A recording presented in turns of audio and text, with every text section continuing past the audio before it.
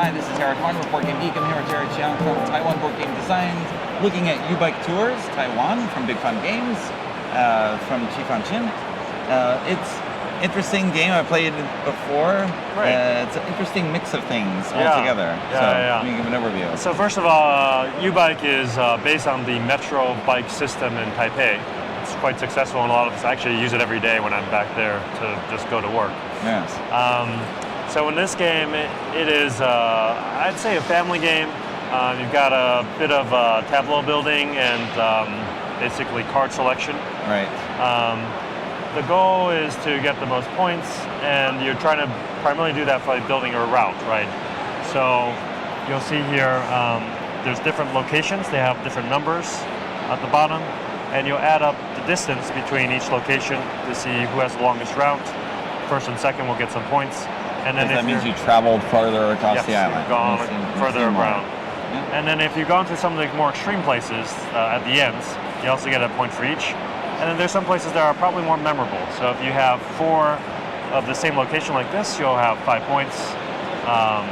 And then less for 2 or 3 of them.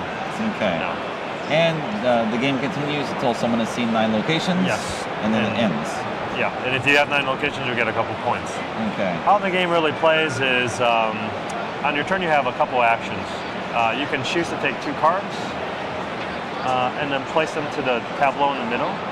How the placement works is kind of like in a six nymphs kind of way. Yes. You look for the row that is closest to your number, but smaller. So 17 and 19, and 64, this is too big, so it would go here. The other action would be to take a full row of some sort. So if you want to maybe take one just to show. Right. So take care. Okay. Okay. And I had only one of these. You only pick one to add in, and you discard the rest to your discard pile. Okay. Yes. And when you add, it has to be within 1, unless if it's further than that, you'd have to use these bikes. And these bike cards are collected throughout the game.